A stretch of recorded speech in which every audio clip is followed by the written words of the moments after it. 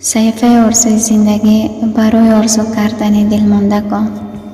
اسمسی که تو انتظارش بوده و اسمسی هیچ وقت در تلفن تو دیگر نمیآید.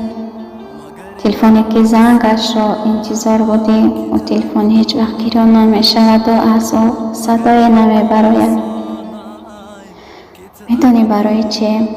انسانی که به قدر نزدیکش نمیرسد و هیچ وقت خرسند نمیشود به عشقم زار میگردی.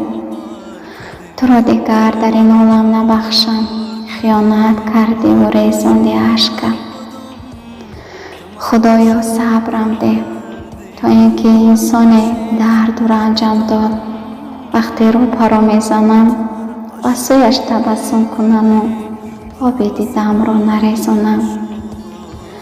همین قدرش را فهمیدم که نفس بینین درد سر بوده است. نه هر یک عاشق سزاوار نفس بینی است. دوست داشتن بهترین حس است.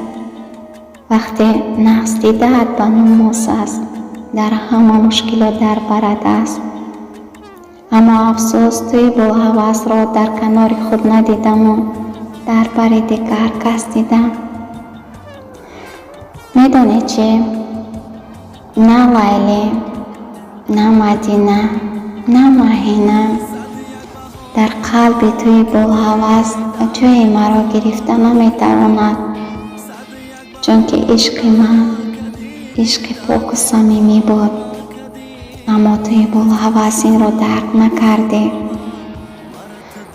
من از این رو افتاده نمیشوم و از خدای خود امید دارم. روزی برگ میگردی و در جواب میگویم اکنون بیرم ای بی وفا.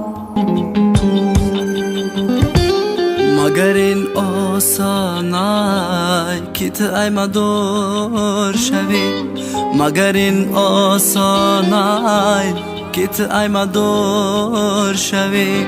عشقی مرا خار کردی، دل مرا رنجور کردی.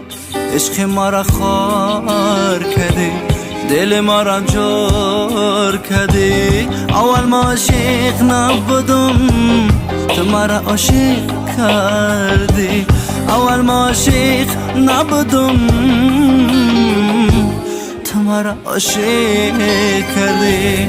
بالحواست معلوم شد مرا فراموش کردی. بالحواست معلوم شد مرا فراموش کردی.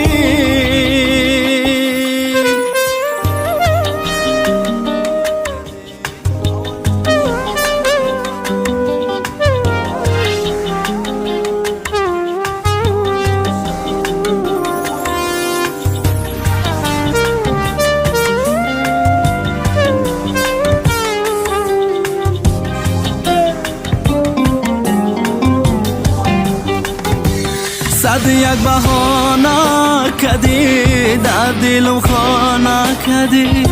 صد یک بهانه کردی، در دلم خانه کردی.